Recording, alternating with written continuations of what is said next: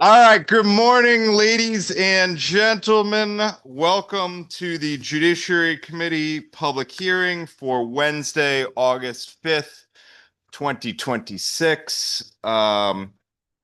We are going to, any remarks from my co-chair? Seeing none, we're going to jump right into this. We have two nominations from the governor before us today. We have a nomination for an associate judge of the Supreme Court and a judge of the appellate court. We're going to take up the Supreme Court nomination first. So I would invite the Honorable Melanie L. Cradle of Durham to come to the table. Judge Cradle, if you could raise your right hand for me. Do you swear or affirm, as the case may be, the information you provide to this committee will be the truth, the whole truth, and nothing but the truth, so help you God, or under penalty of perjury? Great. Have a seat. Make yourself comfortable. There should be a button in front of you to turn the microphone on, which is turned off right now. And whenever you're ready, we'll take your opening statement.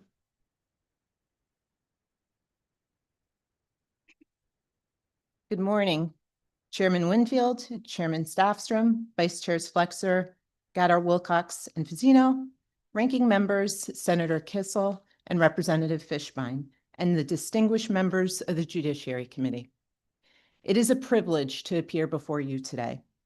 I would like to express my gratitude to Governor Lamont for his confidence and for nominating me to serve the people of this state as an Associate Justice of the Connecticut Supreme Court. It is hard to believe that this is my fourth time before this committee. I was here in 2013 as a nominee for appointment to the Superior Court and twice in 2020 as a nominee to serve as a judge of the appellate court, one time as an interim appointment, the other for a full term. I know the makeup of this committee has changed, so I would like to take the opportunity to share a little bit about myself. I'm 55 years old, I'm married, and I have two beautiful daughters. My father is an African-American man from Virginia. He met my mother, who is a native of Germany, while he was serving in the United States Army. While stationed in Germany, their relationship developed, and after his tour was over, she came to the United States to start a new life with him. It was a courageous decision for both of them. After all, my mother left everyone and everything behind to relocate to a country where she did not speak the language. In addition, they returned to the United States at a time when certain states, including Virginia, prohibited interracial marriages. In 1967, they married in New York, the same year that the United States Supreme Court decided Loving versus Virginia, which held that state laws prohibiting interracial marriages were unconstitutional. My father worked at a publishing company, taught a class, and drove a taxi at night to support our family. My mother provided her support by caring for me and my brother, and in her spare time, she set her sights on becoming a United States citizen. With great pride, she was granted citizenship, and I have a vivid recollection of that very day. We left New York and eventually moved to the town of Hamden, which is where I was raised. My brother was diagnosed with cancer at age 6, and after a courageous battle that tested the faith of our family, he passed away at age 10. I was 13. Needless to say, it was a difficult time. I was fortunate to attend college at Adelphi University and was the first in my immediate family to become a college graduate. Perhaps in part, it was my parents' journey that provided the backdrop to pursue a legal career, but I was also guided by a desire to make a difference, and so I attended Seton Hall University School of Law. Following law school, I worked for a small general practice firm where I gained exposure to civil and criminal law. I left that firm, and to the chagrin of my family, I accepted a position as a prosecutor. I'd hoped to gain valuable trial experience, but what I received from that position was greater than that. I was struck by the awesome responsibility that comes with being a prosecutor and realized that through this position, I would have the opportunity to make a positive impact on the lives of others. My 13-year career as a prosecutor started in the year 2000 in New Haven and ended in the Ansonia Milford Judicial District as a senior assistant state's attorney in Part A. In 2013, I was fortunate to be nominated by Governor Malloy to be a judge of the Superior Court. My first assignment was GA2 in Bridgeport, and 1 year later, I was assigned to GA23 in New Haven. In 2015, I became a presiding judge of GA23 and served in that capacity until 2020, when during the height of the COVID pandemic, I was nominated by Governor Lamont to serve as a judge of the appellate court. In March of 2025, I had the great honor of being appointed by Chief Justice Mullins to serve as Chief Judge of the appellate court. My time on the appellate court has been rewarding. We sit on panels of 3, and I've heard over 650 appeals in the areas of criminal, habeas, juvenile, civil, administrative, and family law. It has been a privilege to work with the talented judges, attorneys, and staff that work at the appellate court, as well as the offices that support the great work that we do. I've been privileged to serve on various committees and commissions, such as the Rules Committee, the Law Library Committee, and the Criminal Justice Commission. I've had the opportunity to teach courses to my colleagues at the Connecticut Judges Institute. I've trained newly appointed judges, and I've also been assigned to serve as a mentor to many of them through the Judicial Branch's mentorship program. With respect to our younger generation, I mentor students through the Lawyers Collaborative for Diversity. I'm also a member of the Judicial Branch's Civics Academy and have visited schools across the state teaching elementary school kids about government, rules, and democracy. I'm also a member of the adjunct faculty at Quinnipiac University School of Law. I'm fortunate to have been afforded many rewarding opportunities over the course of my career. These diverse opportunities and experiences have provided me with a solid foundation as a judge on both the trial and the appellate level. The myriad of challenging cases that I've handled will enable me to take on the intellectual challenges and the awesome responsibility that is required of an Associate Justice of the Supreme Court. Should I be afforded this tremendous honor, I will continue to approach each case with impartiality, integrity, and an unwavering commitment to faithfully apply the rule of law. I do not think that my parents could have ever envisioned having a daughter who would be sitting before you today as a nominee for the position of Associate Justice of the Connecticut Supreme Court. I am mindful that this would not be possible if it weren't for the encouragement and support that I've received from my family, my mentors, my friends, and supporters, many of whom are here with me today. Specifically, I would like to acknowledge my husband, our 2 daughters, and my mother, and without a doubt, my father and my brother are here with me in spirit. Thank you all for standing by my side and for always believing in me. I'm happy to answer any questions that you may have. Thank you, Senator Kissel. Thank you very much, Chairman Staffstrom. Judge Cradle, congratulations. Great to see you. That's probably the most in-depth opening statement I've heard in a long time. Is that a good thing or a bad thing? You know, for me, it was a good thing because it is a very interesting life story. And I love biographies and history, and that was just filled with everything. And, you know, I know it's been a long, long time since you lost your brother, but yeah, my deepest sympathies on that loss, as well as the loss of your dad. But you have so much to be proud of. At the outset, I want to thank my counsel, Attorney Melanie Dykes, for briefing me on a lot of the information regarding you and your judicial temperament and decisions. You give great hope to folks named Melanie across the state of Connecticut. First of all, it was brought to my attention, and correct me if I'm incorrect, but that in your decisions, you only had one matter where you were wrote a dissent, and that one was really brief. And so it seems, from what I gathered, that nearly every single time you're with the majority. Is that something that is consciously driven, just happened by accident? And what would that tell us about your judicial demeanor and approach to cases? You know, I think that, you know, each case is different, right? And I think that, you know, as each case comes before me, I look at the law, I follow the law.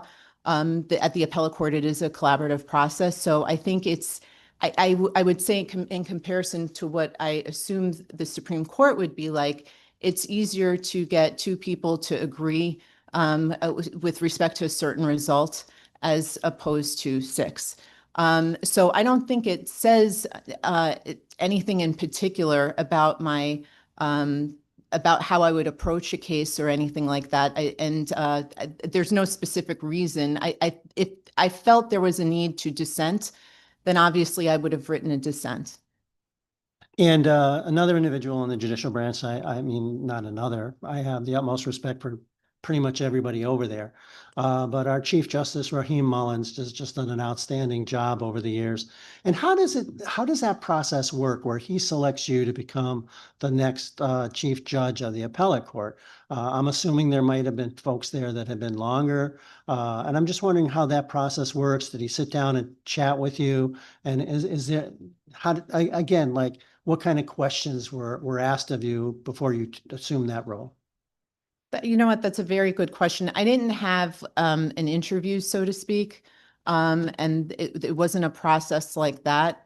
I was asked if I would be interested in the role. At one point, I was asked also, who I thought would be a good chief of the appellate court, and I did give a response to that. But other than that, there was, to my knowledge, it's hard for me to say because I don't know what caused the chief to choose me. I was happy that he did, and I was proud that he did choose me, but I really can't say what factored into his decision to choose me as chief. And with the indulgence of the chair, just two more quick questions. As you're in your role as the chief of the appellate court, do you have to review all the decisions before they're published, or how does that work? You do. You have to take a look at them really for the purpose of making sure that something that we're writing doesn't conflict with another case. My last question is this. It's my understanding that there was a vacancy on the Connecticut Supreme Court, and you had an opportunity to fill that vacancy, at least for one matter. And I'm just wondering what you gained from that experience and what's the distinction between serving on the appellate court, even as the chief judge, versus the one matter that I'm aware of where you sat in on a Supreme Court hearing and matter. I'm sorry, can you repeat that again? I didn't understand your question. I'm sorry. Okay, it's my understanding, Uh-huh. and correct me if I'm wrong, Sure. that on occasion, there's vacancies that occur on our Connecticut Supreme Court. And during those matters, it's my understanding, the Chief Justice can ask someone, can you sit in on a matter here on the Supreme Court? And that you were asked to do that on at least one matter so that you sort of put your toe in the water, Mhm. not knowing that you'd end up here before us this Right. morning, but you've actually swum in that pool a little bit. And I'm just wondering if that's true, if you served in that capacity at least once, and that what did you gather from that experience between the world of sitting as either a judge or chief judge of the appellate court versus sitting on a Supreme Court matter? Thank you for clarifying that for me. And what you're referring to is sitting by designation. So yes, I have had the opportunity to sit by designation, and it usually goes just in order of seniority. So for instance, if I were, let's just say it started with me. If I would have the opportunity, then after I had that opportunity, the next person to be chosen would be the next senior person. If someone's recused, then you just go down the line, and that's how people are chosen to sit. With respect to what my experience was like sitting on this Supreme Court, it's really interesting. And, I kind of go back to what I said before. It's when you have so many cooks in the kitchen, it's a little bit more difficult. And I think it's a little bit, it takes a little bit more time. And you're also dealing with a lot of, sometimes different opinions and personalities. But my approach to that process isn't any different than I would do at the appellate court. It's just really a matter that there's more folks in the room. Great. Well, I commend Governor Lamont for his selection, not only you, but Judge Pearson as well, who we'll hear from later on this morning.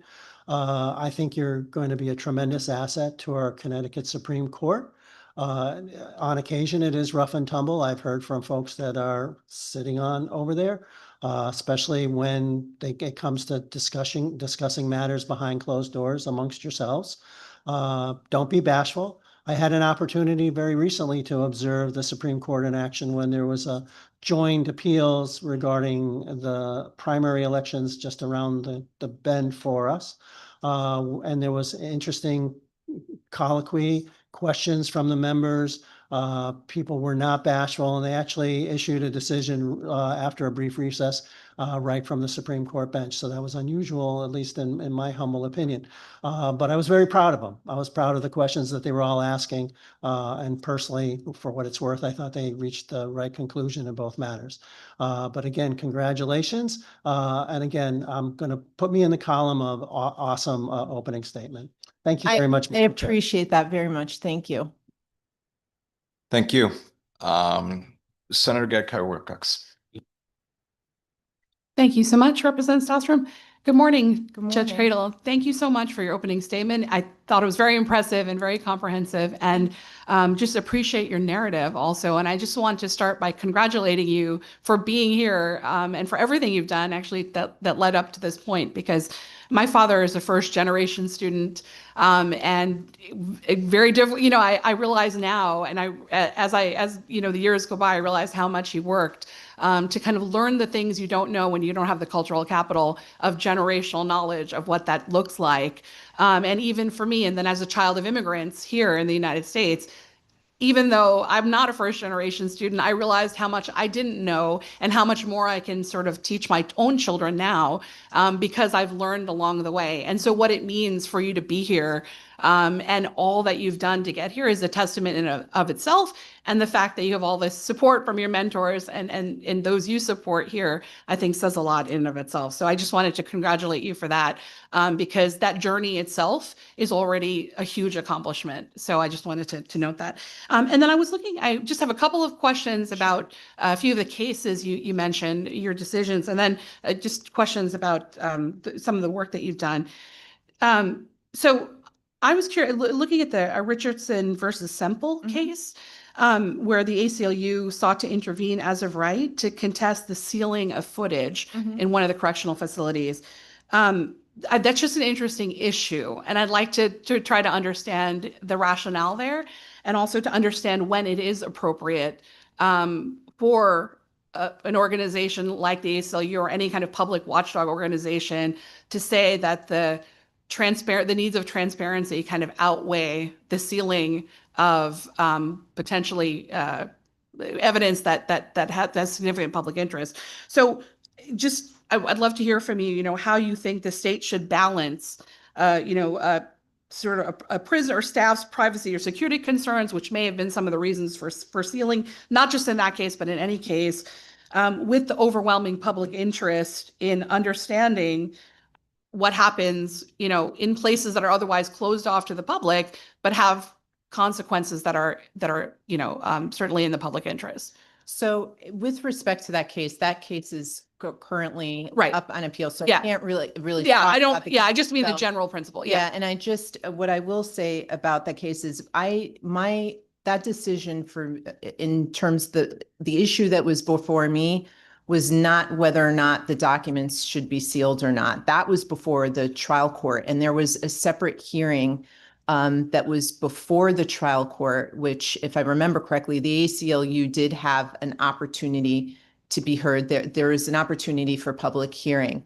But the issue specifically before me was whether or not the ACLU had a right to intervention Right. as of right. And our case, or the case that was before our panel, we concluded that they did not have a right because they weren't asserting a specific right, anything different than the general public. So with respect to that, that's all I can unfortunately say with respect to that case. No, I understand. Yeah, so I want to ask more about that. I am curious as to when they would be able to establish a sort of clear right to intervene. But I want to ask about that case just in terms of the general principle. It just and maybe for our own legislative purposes, does this require clarification of what that balance should be when it comes to, you know, a public's right to know versus sort of sealing information, and what should that look like? If you can, any insights on that? Well, I think it's hard to say. I think that, you know, before the trial court, at least in that case, there was a little bit of an issue in the sense that there had been a protective order and that there had been a protective order and there was an issue with respect to whether or not the protective order was violated because the video, I'm sorry, the video had been in a court file, and all those things, that are in the court file should be subject to public disclosure. So I think, in terms of whether or not the rule should be changed, I can't speak to whether a statute or something should be changed, but I would leave that to this body to decide that. And do you think it requires any clarification or that a case by case analysis?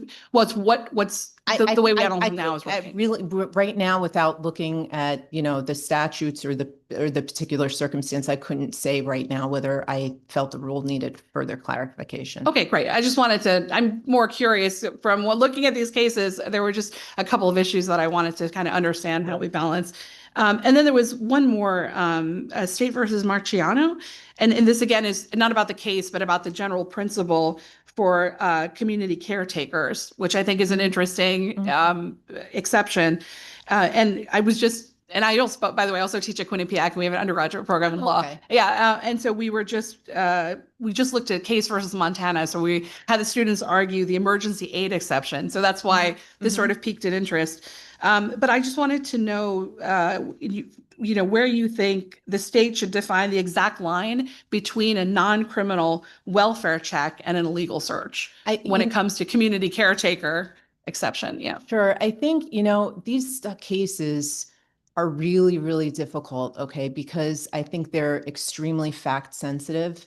And I think one particular fact, could change the circumstances greatly. And, what I do recall from that case is that the state had cited, and I can't remember off the top of my head what the names of those cases are, but they cited cases that the facts were very different in support of their argument. In what I remember, in one case, there was a person that was slumped over the wheel in a vehicle, and there was a person, and I believe the car was on and running, and that there was a person who called 911 or called the police for help to render assistance to this person in the vehicle. And under that the officer somehow got into the vehicle and rendered assistance to that person that was in the vehicle, and then found something in the vehicle. And that was the issue with that, was whether or not the officer was exercising his community caretaking function when he got into that vehicle. And that the court then held that, yes, he was. The circumstances, though, the facts were different. So how I would respond to that is they're sensitive issues. They're really driven by facts. And in this case, we found that it was not proper, and affirmed the judgment of the trial court.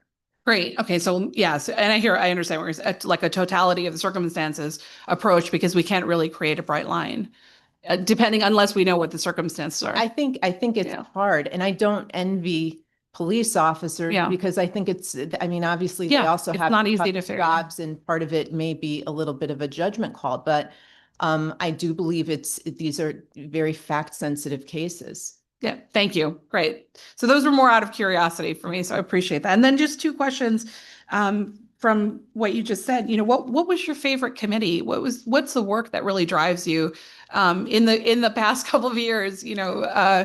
What committee did you like working on the most? I think I would have to say, I would probably say the Criminal Justice Commission. And, I will say it's the committee that has taken up the most amount of my time, because I feel like we're always meeting, and, we're always the past few years, I think we've hired more prosecutors than has been done in a short period of time in the history of the state. Just like there's been a large amount of judges that have been appointed in the last several years. I think that what I like so much about that is trying to, in my own personal experiences at Quinnipiac, I really have tried hard to recruit prosecutors and to encourage diversity, because I think it's so important. I think it's so important that the prosecutors are a diverse body as well. And to the extent that, we've hired new prosecutors and they've worked out and have done, a really good job. I'm really proud of that. I'm really proud to be able to give back to the Division of Criminal Justice, because I felt that I had such a great and meaningful opportunity in my own career to give back to the state of Connecticut and get involved in communities and make a difference in the lives of victims, but also make a difference in the lives of defendants. I really do feel I had the opportunity to do that. So I kind of appreciate being able to give something back. Thank you so much for that. And thank you for representing a story that's also out of the norm for people. So very much appreciate it. And do you have a favorite class that you taught at Quinnipiac? No, trial practice. Okay. So yeah, I would love to teach another class, in all of my free time, but Oh, that's the one you taught. Okay. But I enjoy very much speaking with young people. I think it's something that's really important to me. So I enjoy doing that. Me too. I love it. Yeah. Thank Thank you very much. Appreciate your answers. Representative Fishman. Thank you, Mr. Chairman. Good morning. Good morning. First of all, I want to congratulate the governor's office on your nomination. I want to congratulate you for your nomination. I have to say, you are a complete package. If I was to ask for someone to take this role and put them in a box and wrap them up and put a bow on them, I really can't find a problem here. So I think I'm going to ask the same question I think Judge Westbrook asked, is where is Representative Fishbein? The rest of us don't mind this, Representative Fishbein. You and we met, and I very much enjoyed that conversation. And as I'm listening to you here and I'm hearing the questions and the answers, I'm like, yeah, that's how I would answer that, the fact specific, that kind of stuff. Get her in trouble. No, well, and I was hearkening back to Judge Westbrook. So that's intuitive also. I also want to thank building maintenance, because for the first 5 minutes I was here, I thought I was in Studio 54. Because the lights above me kept on flickering. Just some questions. Sure. What was the most difficult part about transition from the trial court bench to the appellate court? To take off the hat of being an advocate. I mean, it's something, we are required to do. It's not as easy sometimes as it sounds. And I think you always have to be mindful that you're not an advocate and you have to let the case come to you. And I think that I've heard sometimes criticisms of former prosecutors in the sense that they may hold other prosecutors to a higher standard, right? And I get that a little bit, because it's so difficult to transition from you're in court or you're presiding over a judicial pretrial, and all you have in front of you is a docket. You don't have a case file. You don't have the reports. You don't have any of the information that you're used to having when you're an advocate. And that's kind of difficult, because you're relying on someone else to give you, and they should be giving you the correct information and everything you need to know. So you have to fight this urge, I think, to kind of want to know more and to kind of also say, well, why are they doing it that way? And you have to remember, you don't know their case. So I think that was probably, and I think I transitioned well, but in the beginning, I had to talk to myself and be very mindful that, I am not an advocate and that is my role and I need to stay in my lane. So you're addressing private practice to going to the bench, right? And I was talking more about you're on the trial court, you're in New Haven, and now you're going to the appellate court. Oh, I'm sorry. That's okay. This is an exchange, and we're having a discussion. We just have an audience for our discussion. But, the transition, because that's the major one that I see here is the transition from the trial court bench to the appellate court bench, where you're you know, I want to hear from you, but my perspective is trial court bench, for the most part, you are a lone soldier making the decision. You go to the appellate court and now you got to be part of a team, Sure. which I'm going to address more closely with the other nominee, but just wanted to focus on, because I'd never been there, that transition from the trial court bench to the appellate court bench, and what were the difficulties? Sure. There were, that was hard too, that was hard too, because you are, as a trial judge independently, making decisions yourself, and you're accountable for all the decisions that you make. And being on the appellate court, it's a collaborative court and you're dealing with different personalities. So to try to, and you try to, if you can, reach an agreement. So sometimes, you write an opinion and someone doesn't like, the way you've written a certain paragraph and you're going back and forth. So that can be, a little bit frustrating. It takes an extreme amount of patience.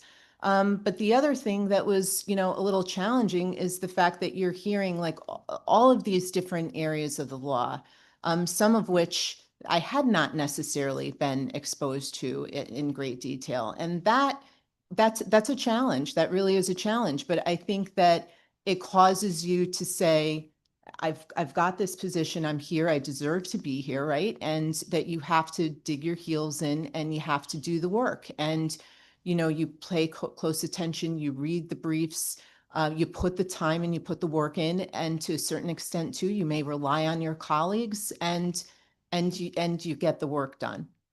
No, I appreciate that. What was your background in family when you were at the trial court bench? I did not, well, other than in private practice, I handled, I think, this was right out of law school, I think one or two family matters pro bono. I had not had a background in family. So I ran across a case in 2020, which I think you were in New Haven then, Lawrence versus Stanberry. Does that have to, I Came up with your name, and it doesn't even ring a bell. when I try to click on it, it could have been a restraining order case, because those things you can't get to electronically through some federal law. But it did cross-reference. It was the only family case that came up with a cross-reference. So the trial, there's a case out there that's with the same parties, that's a support enforcement case, but this particular docket number I couldn't figure out. So I just wanted to ask you, since I can't get to it electronically, but if you have no recollection of it, it's probably an error in the Ethernet. So Yeah, it's I mean, I will say that on the trial court, I can't tell you the amount of cases that I presided over, but I never had a family assignment. And it's possible it could have been with respect to a protective order. It does not ring a bell though. yeah, that's what I'm thinking, that as PJ in New Haven, maybe you were put in the place of having to rule on an ex parte restraining order, didn't do the hearing, and that's how your name gets in there. But anyway, well, once again, congratulations on your nomination, Thank you. and I look forward to good things. So thank you, Mr. Chairman. Thank you so much. Representative O'Day. Thank you, Mr. Chair, and thank you for your responses and congratulations. I also you. want to echo the comments of the ranking member and thank the governor for his nominations today. And I want to thank the chairs and the ranking for the corrections or the revisions to the questionnaire. These are much better. Remember 14 years ago when I was doing this, we didn't have this. So, well, I'm not sure the nominees agree with you. yeah. Well, I think it makes the process go certainly quicker. And a lot of my questions have been asked, but I just, on question 22, and for the benefit of, hypothetically, there may be somebody in the room that may be going from the trial court to the appellate court. You put in what attributes do you believe an appellate judge should have in order of priority? Would that change at all? And my question was asked by the ranking member, would that change at all if you were making a recommendation or answering that for the trial court, Superior Court? And I'm thinking the temperament may move over a little bit, portion of it, but I'm just wondering if you had any thoughts on. That's a good question. It's a really good question. I'd have to think about that. I think temperament is really important, especially on the trial bench. And the reason why I say that is because usually at the trial level, it's high volume, it's very stressful, and you're dealing with people, with litigants that are, this is the worst thing that may have happened to them. They're very passionate about their positions. They're very passionate about either feeling wronged or otherwise. So temperament's important. And I think temperament really sets the tone in a courtroom. If you don't have an appropriate temperament, people do not feel that they've been treated fairly. They do not feel that the process is working for them. And I think that if you have the appropriate temperament, I think people will at least better listen to you and understand why you come to the conclusions that you come to. I think with respect to question 22, I would hope by the time that I applied, for a position at the Supreme Court, that I would have the appropriate temperament. And if I didn't, then maybe I shouldn't be sitting here. Not fair. Um, I guess going from the trial court to the appellate court, did you have any apprehensions? I mean, I didn't go back through the transcripts of any of your prior statements here, but any apprehensions going from the trial court to the appellate court that you would relay concerns to those that may be going from the trial court to the appellate court? Like, I would say, as someone who litigated, just spent a month on trial, so I'm a little tired today, I will admit, finished yesterday, but I would say I would be concerned about going from the trial court where you have interaction with the lawyers on a regular basis, and the appellate court less so. You have less interaction. So I'm just wondering if you had any apprehensions when you were going from the trial court to the appellate court. No, I think my apprehensions, where I was confident in my ability, to apply the law and follow the law. It is a little bit intimidating because I'm now putting myself in a position where I'm supposed to be sort of an expert in many areas of the law. So sure, that was intimidating. But I appreciated having the opportunity to do that. I think a lot of people had said to me, you seem to be a pretty social person. I don't think you're going to like being at the appellate court. And it turns out they were wrong. I had assignments before where we kind of, our chambers were in certain places of the courthouse, and there was no communal area for, judges or staff to sit and mingle. So I kind of felt a little isolated as it was. But I feel in joining the appellate court that I was really a part of a family. And I appreciated, having the benefit of getting to know my colleagues, of, eating lunch with my colleagues, of, socializing with my colleagues, and getting to, learn and soak in a lot of their knowledge too. And so I enjoyed the experience. I have enjoyed the experience tremendously. Any apprehensions about going to the Supreme Court? Sure, there are, in the sense that, I know what I know now, right? And I have colleagues that, I enjoy working with, as well as, other members of the attorneys that work at the Supreme Court, so now I'm going into a new environment. But I really am confident that, my experience, my experience on the appellate court, my ability to interact with people, I do have patience. I think that those skills are all transferable, and they'll suit me well also at the Supreme Court. Well, I agree with you. I appreciate your responses. Your answers to the questions were phenomenal. And again, I want to congratulate you and wish you the best of luck. Thank you very much, Mr. Chair. Representative Callahan. Thank you, Mr. Chair. Welcome to you and your family. It's a big day.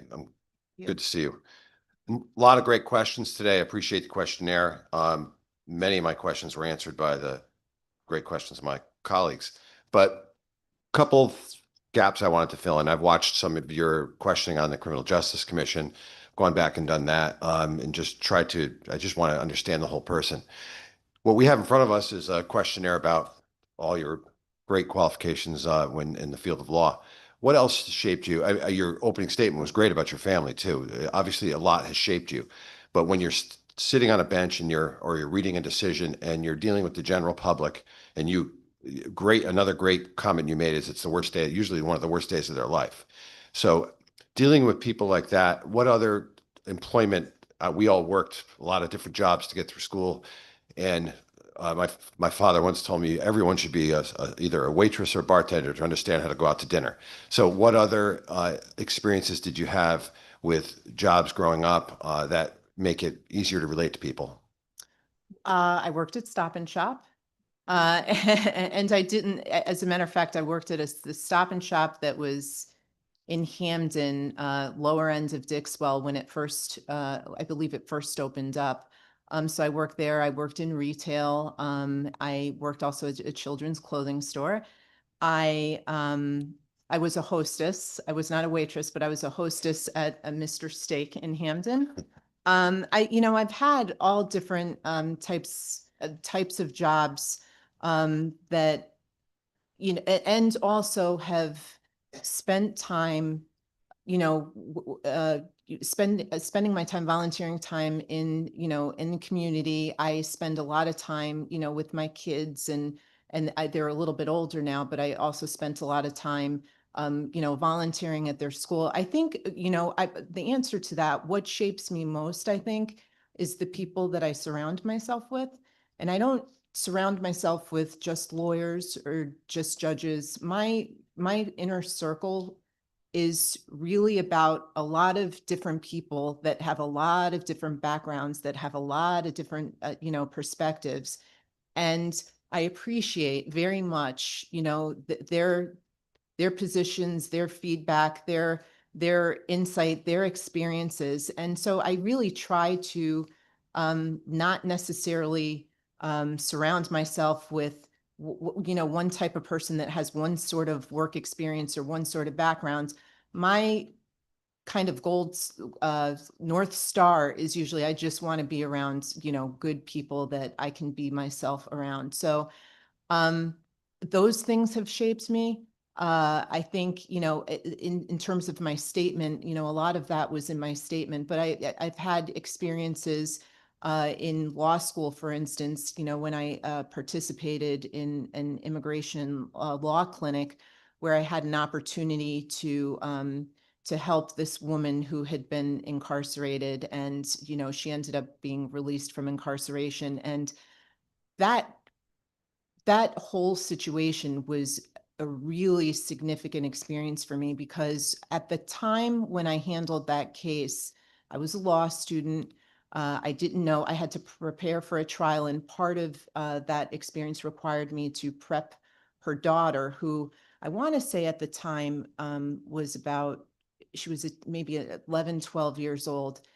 And she was very bitter because she had been without her mother for many years. She was very bitter at the process because, different students would come in through this clinic and say, we're going to get your mother out and we're going to help you, and so on and so forth. And that wouldn't happen. And I remember when I first met her, she was not very warm. She wasn't welcoming. She didn't want to talk to me. It was really hard to get her to open up.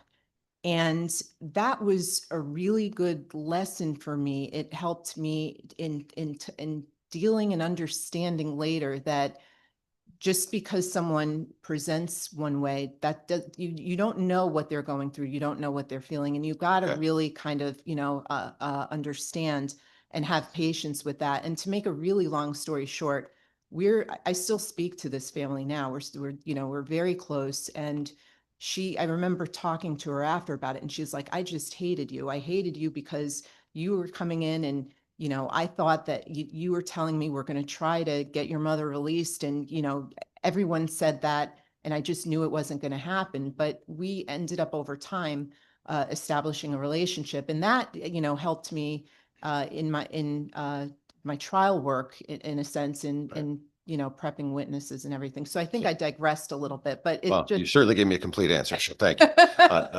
And I appreciate you're not forgetting, all the jobs you've done and the experiences, because that's the experiences that everyday people have, and that your decisions, both when you're on the trial court, when you're a prosecutor, and now affect. So don't forget that. I will.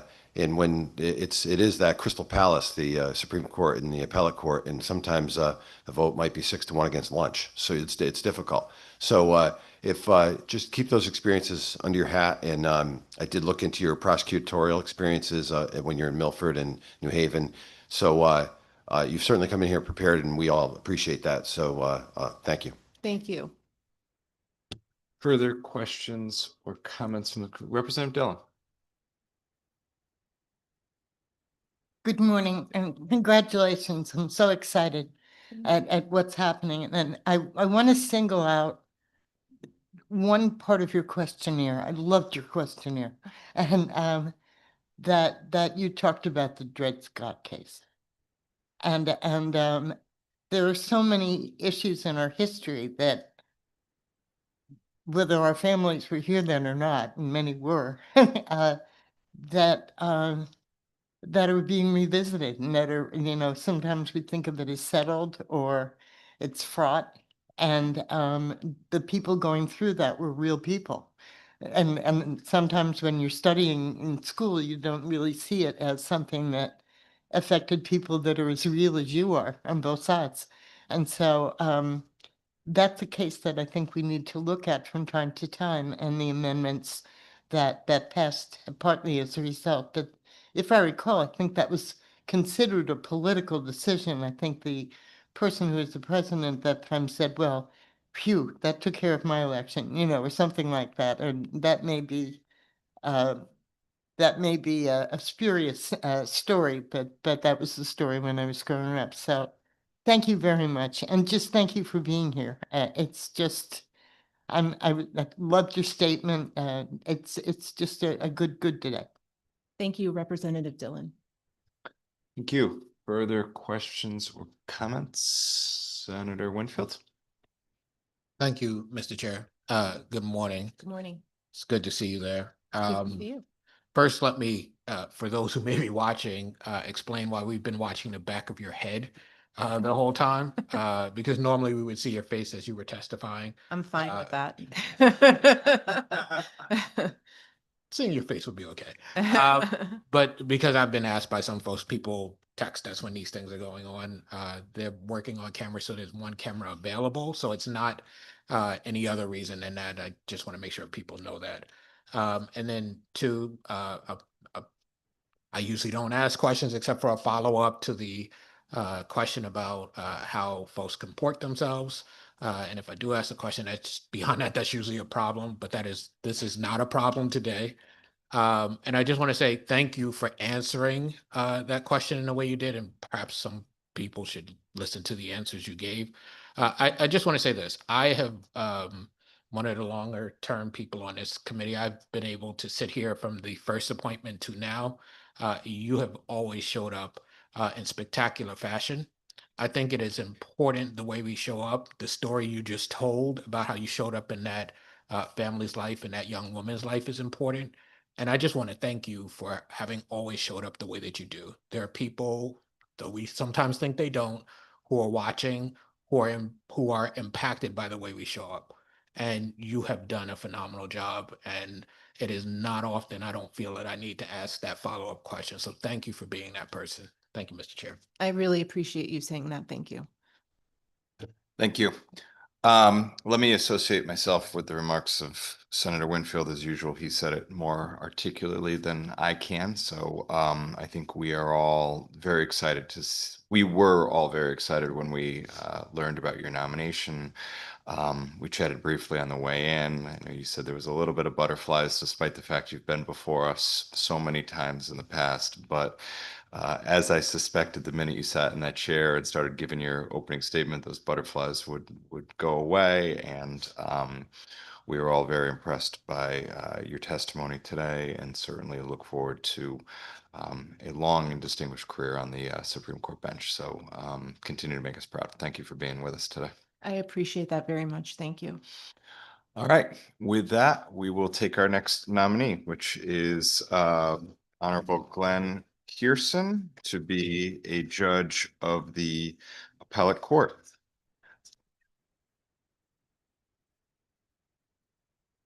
Judge Pearson, if you could raise your right hand for me, do you swear or affirm as the case may be, that the information provided this committee be the truth, the whole truth, and nothing but the truth, so help you God, or under penalty of perjury? I do. Great, have a seat, and whenever you're ready, we will take your opening statement. Good morning, Chairman Winfield and Chairman Staffstrom, Vice Chairs Flexer, Gadker-Wilcox, and Fazino, and ranking members, Senator Kissel, and Representative Fishbein, and all the distinguished members of the Judiciary Committee. It is a privilege to appear before you today and to have been nominated by Governor Lamont as a judge of the appellate court. In connection with your consideration of my nomination, I would like to provide you with some background on my personal and professional life. I had the great fortune of having parents who dedicated their lives to the education of young minds. While they shared common goals, they came from very different places. My father, a native of Connecticut, was born in New Haven, raised in Hamden, and spent his high school years in Wallingford. My mother was born in Cairo, Egypt, grew up there, and came to America at the age of 25. I spent much of my own childhood in Athens, Greece, where my parents were posted, with regular visits back to the family home in Branford, near where my mother lives today. Together, they taught me a love of learning, the central importance of personal character, and the joy of living in a world of extraordinary variety. In terms of my personal development, my parents' influence has been exceeded only by the 32 years I've spent with my spouse, Charlie Reed, who is here with me today. After graduating from Princeton and receiving my law degree at Georgetown, I spent 21 years in private practice, working as a litigator in both state and federal court at the trial and appellate court levels, representing plaintiffs and defendants in civil cases. I've had the honor of serving as a judge of the Superior Court since 2017. In my first year, I was assigned to the GA9 Criminal Court in Middletown. I found that experience to be very rewarding because it involved my learning about an area of the law that was new to me, and because I observed firsthand the meaningful and positive impact that GA judges can have on the lives of those who come before them. Since then, I've worked as a civil judge.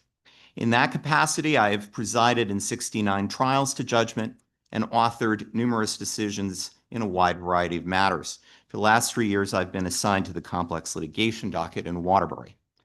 My work as a Superior Court judge has extended beyond trying cases and writing decisions. At the request of parties and counsel, I've conducted hundreds of judicial mediations over the last 9 years, assisting litigants in resolving cases that might otherwise have had to be tried. Moreover, during my tenure as presiding judge of the Civil Division in Waterbury, and with the help of my colleagues in the Case Flow Office, we oversaw a net reduction of more than 800 pending cases. Outside of the courtroom, I love teaching, a trait I presumably inherited from my parents. Since 2019, I've been a faculty member at the Connecticut Judges Institute, taught pre-bench orientation classes, and participated in continuing judicial education sessions. I've also served on judicial branch committees. Since 2020, I've been a member of the Law Library Advisory Committee, and last month I was appointed chair of the committee by Chief Justice Mullins. From 2022 to 2025, and at the election of my colleagues, I served as a member of the Rules Committee of the Superior Court. Outside of the courthouse, and at the invitation of former Chief Justice Robinson, I was on the faculty of the Connecticut Judicial Branch Civics Academy, providing civics instruction to elementary school students. I've spoken to high school students about the legal profession, encouraging interest in the pursuit of careers in law, and assisted as a judge at junior high school and collegiate mock trial competitions. I am a fellow of the Connecticut Bar Foundation's James W. Cooper program. It is in the spirit of service to others and with a sense of humility that I appear before you today. I would be happy to answer any questions that you may have. Thank you. Senator Kissel?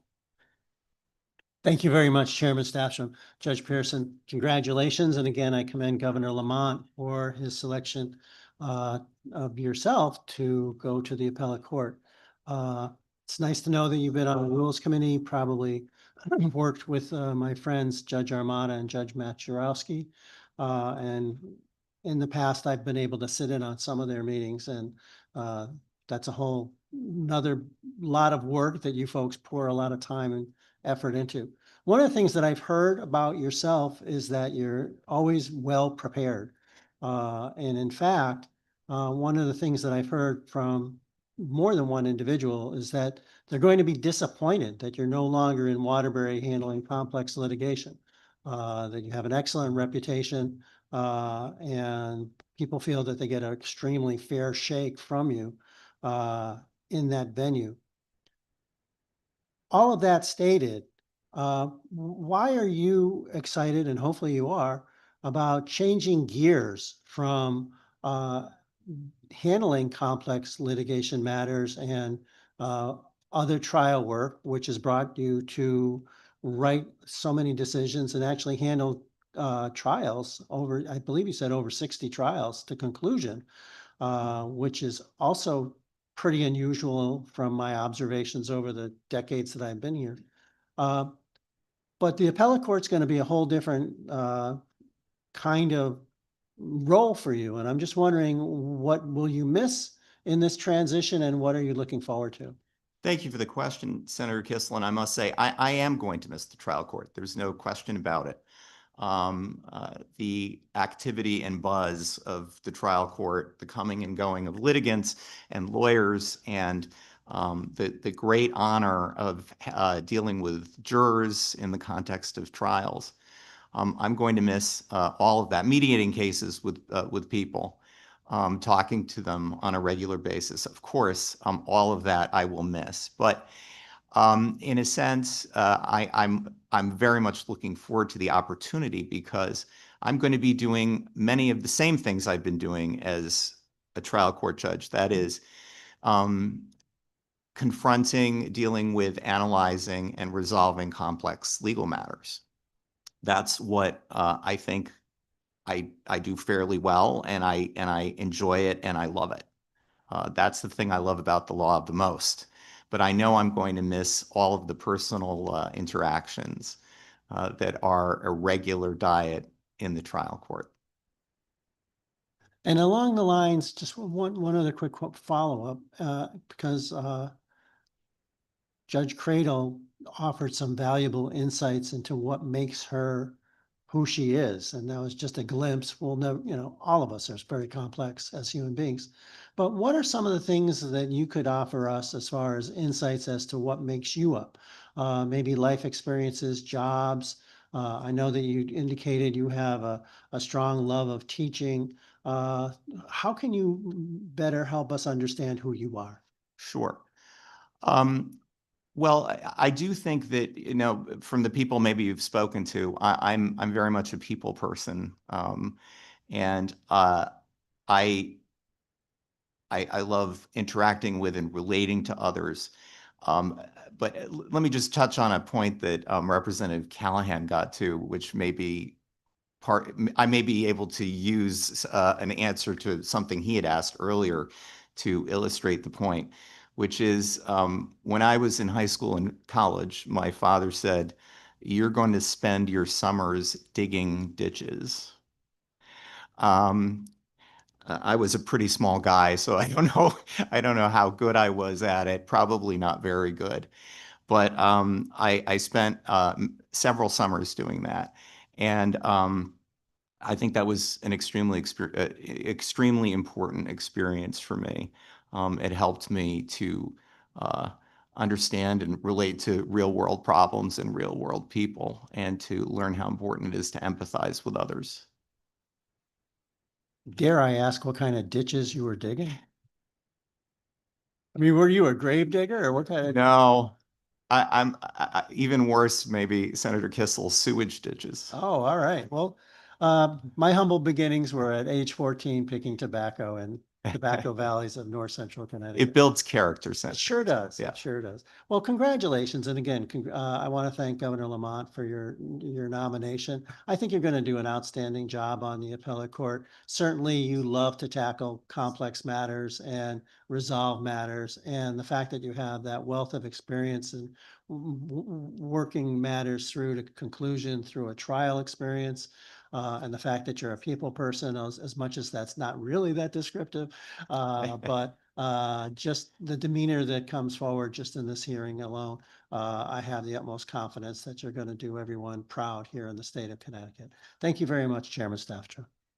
Thank you. Representative Fishman? Thank you, Mr. Chairman. Nice to see you again, Judge Pearson. Nice to see you, Representative Fishbein. Is, many don't know, we used to be neighbors. Your office was right down the street, and from time to time I'd see you at Cafe Ra ordering a sandwich. Yes, indeed. What was your college major? Politics. What hobbies do you enjoy? Oh, well, music, particularly classical music and the opera. Okay, well, that's cool. I will tell you, I have never seen anybody that writes as well as you do. I sit up here many times and I critique people's writing.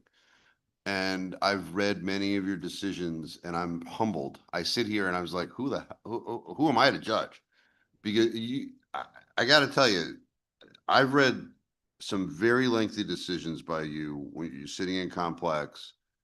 And it sort of comes together with your questionnaire because you talked about, in answer to one of the questions, unpacking the many pieces and then being able to bring it back together in a cogent manner so that somebody understood it. Right. And that is what your decisions do. I mean, there was one that there were so many pieces to it. I'm like, how does his brain like figure all that stuff out? And then, so I gotta say, just amazing, which is very, well, it isn't easy to do. Some people have that skill. You obviously have that skill. My question though is, now you're going to a role in which you are not going to be the sole writer. How are you prepared to deal with that? Well, I think I collaborate very well with people. And I'm going to deal with it in the following manner by sharing my thoughts and my ideas and my perspective and listening to the perspective and ideas of others. And I mean, that is absolutely necessary if you are a member of a collaborative court.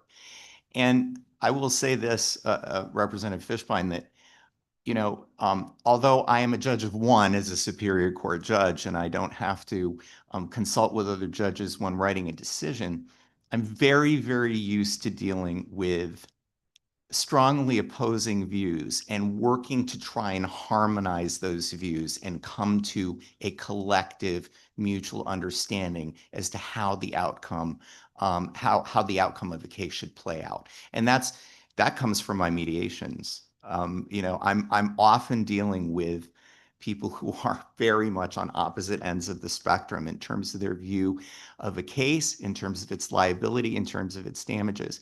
And my job as a mediator, if I'm going to be effective, is to bring those divergent views together and to point out to the parties maybe things that they didn't think of, and to listen to them when they point out to me the things that I didn't think of. And that is, in a sense, a kind of collaborative process. And I'm actually looking forward to that aspect of it. I think I have no problem with you ascending to this role. I think that aspect that I bring to your attention will be frustrating. I do a lot of collaborative work in federal court, working with teams of other lawyers. And just yesterday, I got a brief, and they want my approval on it, right? And I'm going through it and I'm like, okay, is that stylistic or is it legal? Should it be written differently? I wouldn't have exactly done it that way, but I don't want to upset the apple cart by, you have a very unique brain and skill set. And I think you may find a bit of frustration with that. But anyway, You said that you're on the Rules Committee. I was, yes, for Okay. 3 years. Well, I just want to, since we're, what's the difference between a counterclaim and a cross complaint?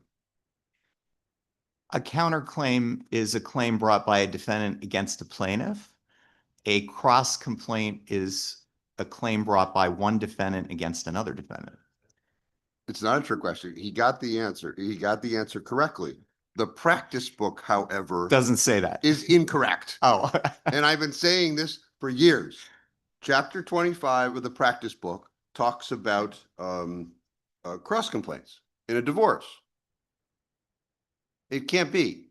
It has to be a counterclaim. It has to be a Right. counterclaim. So like I've tried to force these through the system where I will file it using the form and I will cross out counterclaim and I'll put cross complaint. And the judge will say to me, well, there's no authority in the practice book for it. Well, the practice book is wrong.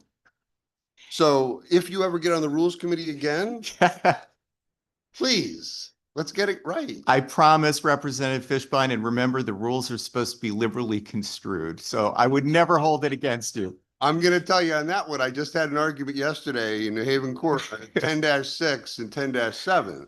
10-6 is the order of pleadings. And in this particular case, the court took a very strict view on that order of pleadings, even though there is discretion in 10-7. So I agree.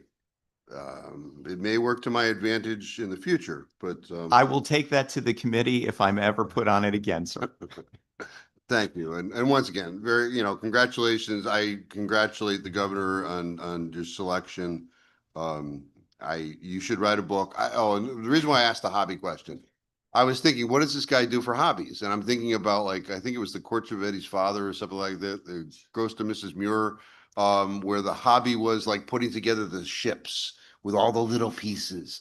And that's what I was expecting you to say. I like to do those big Lego things, because of all those decisions I've read with all those intricate pieces.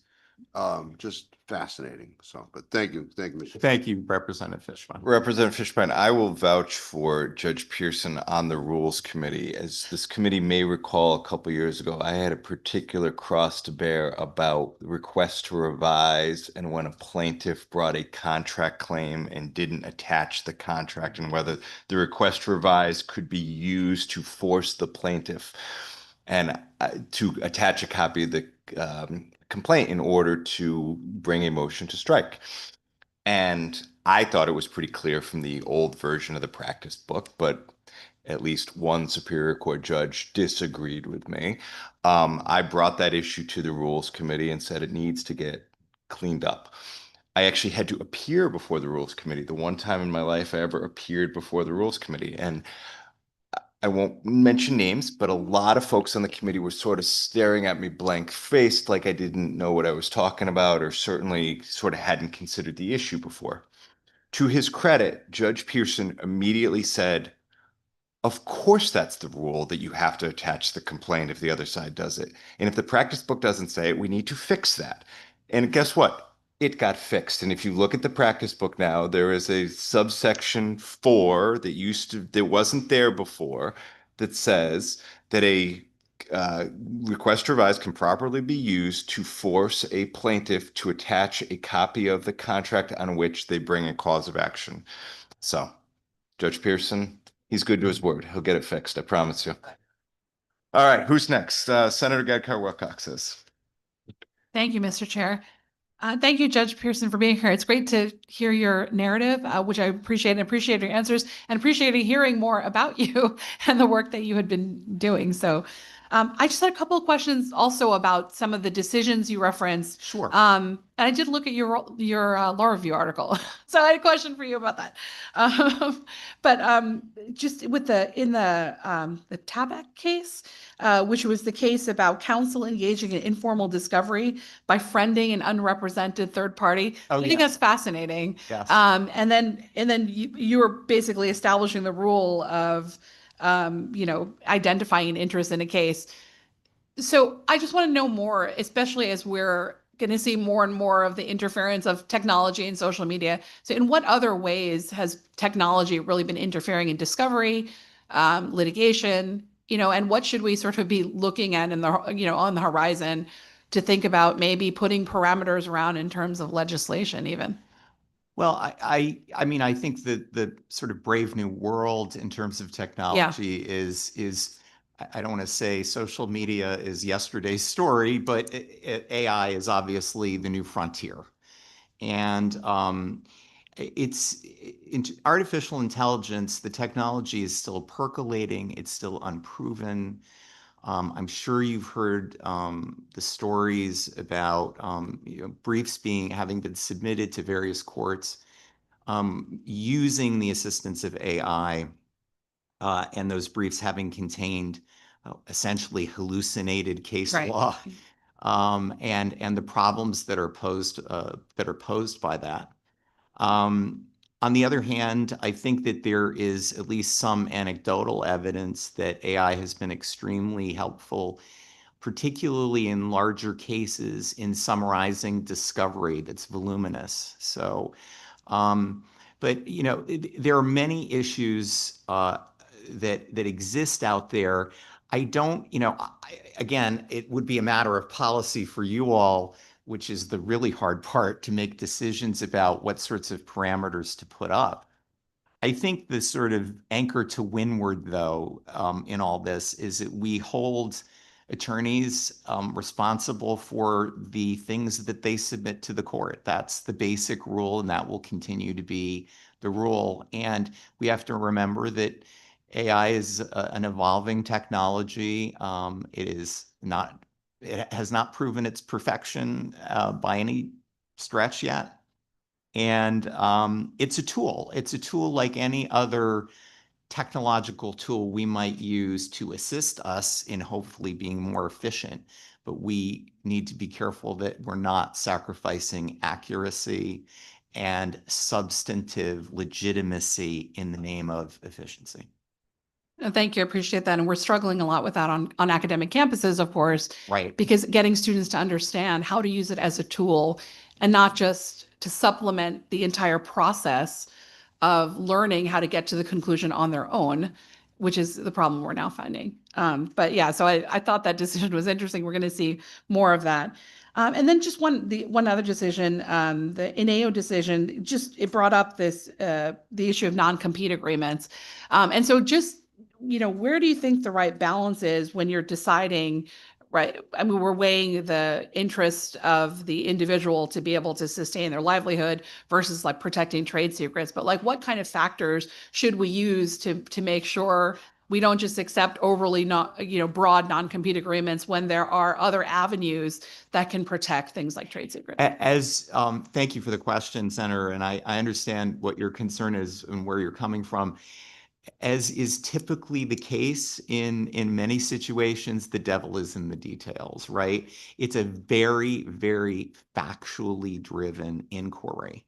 Now, as I held in the INAO case, when the effect of the non-compete is to essentially prevent an individual from following their profession, from having a job, from having an income, if it prevents them from doing that completely, as a matter of public policy, we can't accept that. Thank you. I appreciate that. Okay, and then I did read your law review article, which was in Quinnipiac Law Review, actually. You're very brave. And it was many years ago, so I did. And also, this is what I teach: constitutional law, and it was about federalism. So for people who have not read it, federalism in disputed selection of presidential electors.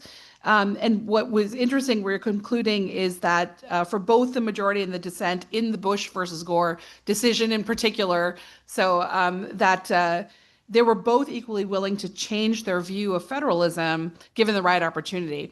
And you concluded actually there by saying, when it comes to federalism, that we should leave room for that kind of pragmatism, and the fewer principles, the better. Correct. So I guess my question for you is, do you still believe that? Because you wrote this long ago. Or do you think, as perhaps I would lean in this direction, that we should have more rigid standards for defining federalism so that it cannot be used for particular political moments and then having those political positions change when the circumstances change, and understanding sort of a bright line or a well-defined constitutional rule, balancing the 10th Amendment and and federal powers under Article 1.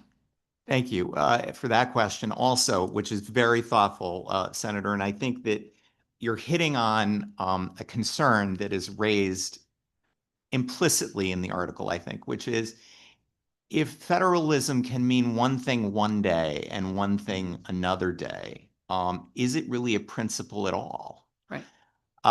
And of course, the article doesn't address that question. It simply is a historical analysis looking at two different points in time and how this issue was addressed at two different points in time, and not saying one way or the other whether one view or another view is the right way to go. I really don't have a view on that, I've got to say, because at the end of the day, the issue of federalism is generally addressed in the federal court system by federal judges. And so far, they seem to have decided that a flexible approach, maybe so flexible that it is meaningless, but that a flexible approach is the right way to go. Thank you. I appreciate it. Well, I had to ask the question because that speaks to my heart. So of the work that I've been doing. So I very much appreciate that. And then let me just last ask you about mock trial, which is something I also started at Quinnipiac, and I think it's an important opportunity for upcoming lawyers or students to understand what the trial process looks like. So can you say a little bit more? I mean, I appreciate very much your involvement in that, and how long was your commitment? You know, what drew you to sort of taking that on as a public service, really? Well, I think it goes back to a love of teaching, and it's a different way to teach than a classroom or a lecture style presentation. It's obviously more interactive, but it's a way that you get to share your insights and experience with younger people. And that's something I absolutely love doing. And you know, it also, whether there's a young person, if they're in junior high school or college, who's interested in maybe pursuing a career in law or not, it's a wonderful exercise for young people to engage in, because it helps them build confidence. It helps them build their public speaking skills. So whether or not they aspire to become lawyers, we all hope they do, but whether or not they do, it helps them learn extremely important skills. Absolutely. Thank you very much for doing that and really building the future as well. I appreciate your answers. doing it if I'm allowed. Fantastic. Appreciate your answers. Thank you so much. Thank you. Representative O'Day. Thank you, Mr. Chair. And I was just honestly thinking how much I love this committee. I mean, listening to the good ranking House member, the good Senate ranking member ask the question I was going to ask about what looking forward to and what we miss. And then the practice book. I mean, this is a day, my God, a common law professor. Thank goodness I'm not in that chair. But I do really love it. Now, when we're debating marijuana, I didn't enjoy, but this I enjoy. And Your Honor, congratulations. Thank you. This is a well-deserved. I want to thank the governor, as many have, for his nominees today. He hit it out of the park, if you will. You know, Hugh Keefe, God rest his soul, used to say when I was on judicial selection with him, if we've got a bad trial judge, let's move him to the appellate court. That's certainly not the case here. The trial court's going to miss you very much. And I used to joke with my good ranking member, you know, I don't argue appeals, I create them as a trial lawyer. But I'm wondering, you know, the same thing I asked of the prior nominee, question 22, you know, the list of, in order of what you think the attributes of appellate court should have. And you know, it's very obviously almost identical. It's very similar to what the prior nominee had put in there. Would that change at all if you were doing that order for the Superior Court? It might. For those listening? Yes, it might. I mean, I agree with Judge Cradle. I mean, I think temperament might be a little bit, I think temperament's important in any situation. And in any court, it's immensely important. I might move it up a notch or two for trial court judges.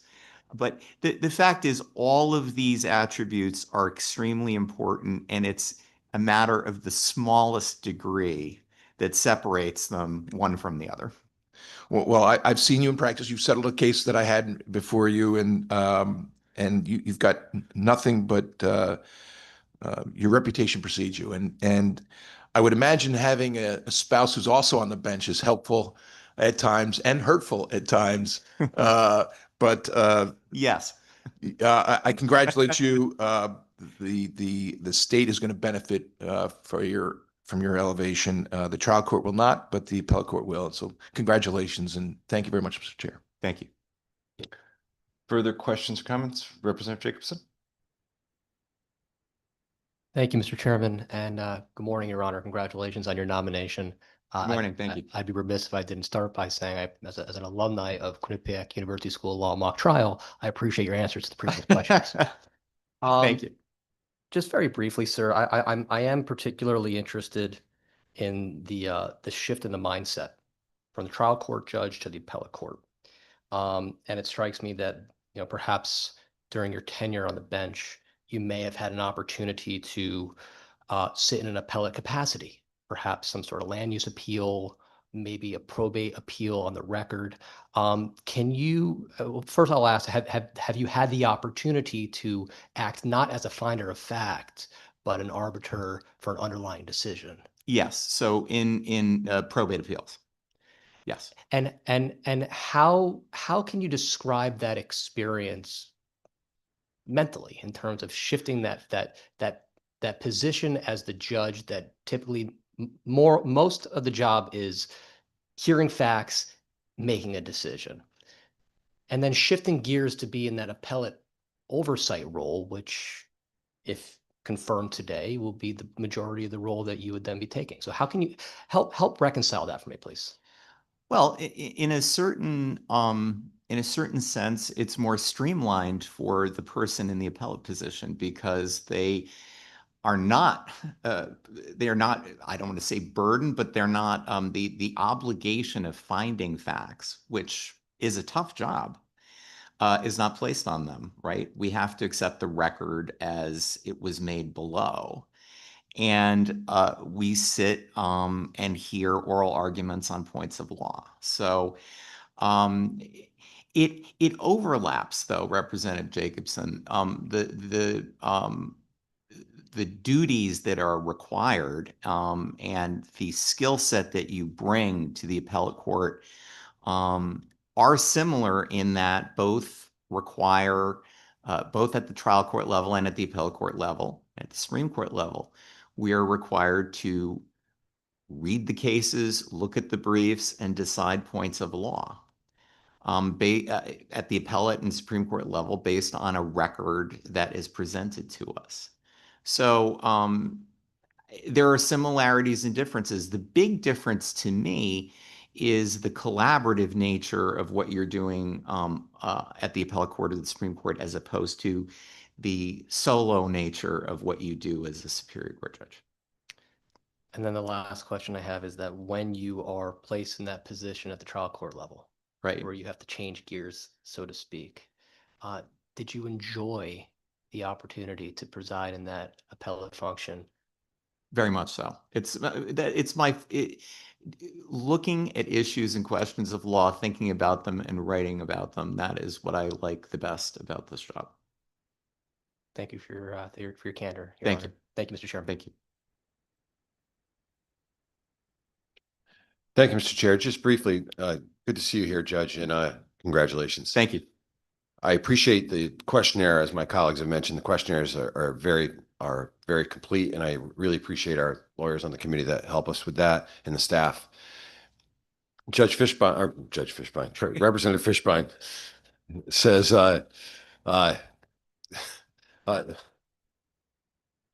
he mentioned the maintenance staff thanking him for the lights. It would have been tough sitting here with the lights blinking on and off all day. But what makes the court complete is from maintenance staff right through the clerks, right through your the staff. it makes it all work. And when I read the questionnaires, I also start digging and calling places where you've worked before, you and Judge Cradle. And I want to see what other people that worked with you thought of you. And it's very, very complimentary. There's been days where we have nominees where it's not so good. So I appreciate you practicing what you preach. And Representative O'Day usually asks the robitis question, and you're going to be wearing the golden robe now, so that still applies. And it appears that you have great demeanor to work with staff. I'm glad you did the ditch digging thing. You worked other jobs so you can relate to people. I remember getting dropped off at Beiersdorf where they make Nivea in South Norwalk for Avi Tucci, and they told me dig a ditch.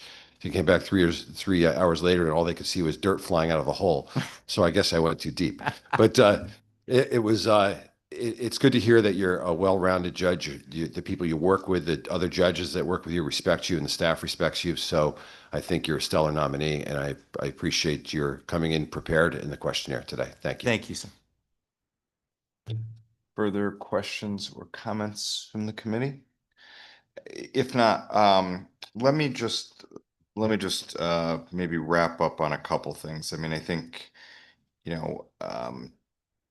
Representative Callahan hit on it. I think, those of us who have practiced before you understand full well that you're not a judge who suffers from robitis, and I don't think whether it's golden or purple or any other color robe that they give you that it's going to affect it. Senator Kissel hit on your preparation, which I think is pretty legendary among litigants before you. But I think the thing that probably makes you stand out the most as a superior court judge, and where the loss is really going to be, but it's probably the skill that you bring the best to the appellate court, is your writing ability. And not just your ability, but also your willingness and sort of desire to write. I mean, frankly, as somebody who practices in our civil courts, day in and day out, I'm seeing a pretty scary trend. Which is we have less and less civil judges who are willing to write lengthy decisions. It is a complete disservice to litigants in this state, and frankly to lawyers, when a litigant pays thousands of dollars, tens of thousands of dollars for a summary judgment brief or some other significant motion, to then get one of these JDNO notices that is like a page or a page and a half. It doesn't matter if it's the complex lit docket. It doesn't matter if it's a regular civil docket someplace. It is impossible as a lawyer to sit there and say, yes, we spent 3 months briefing this issue. It cost you $30,000.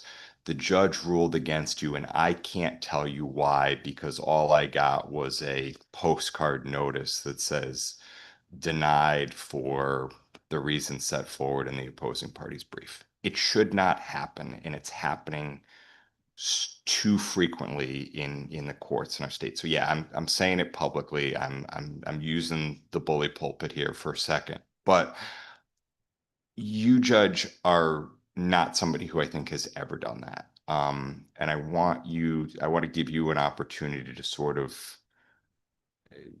explain why, and explain why you think that skill in particular is something that you will take with you to the appellate court. Thank you for that question, Representative Staffstrom. I'd say there's several answers. To begin, I was in private practice for 21 years, working as a lawyer representing clients in our court system. And as a result of that, I know and I understand what clients expect from the process.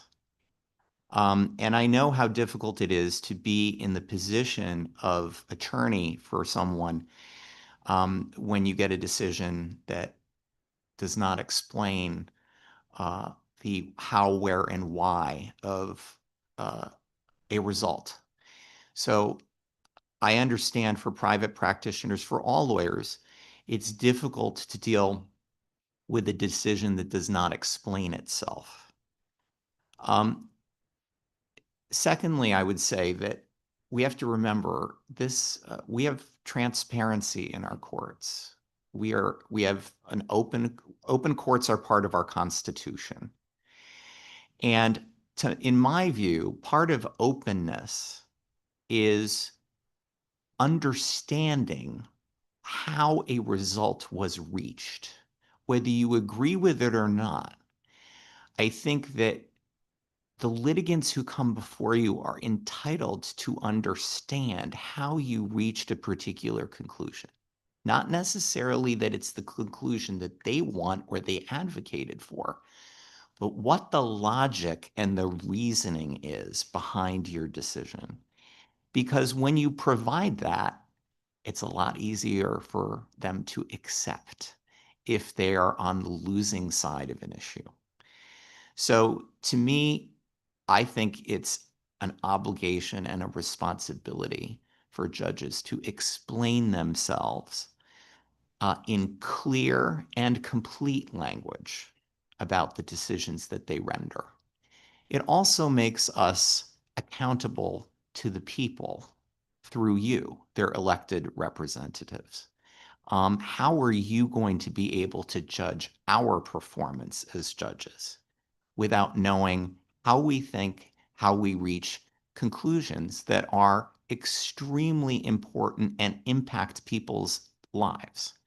We owe that to the public and to this legislature.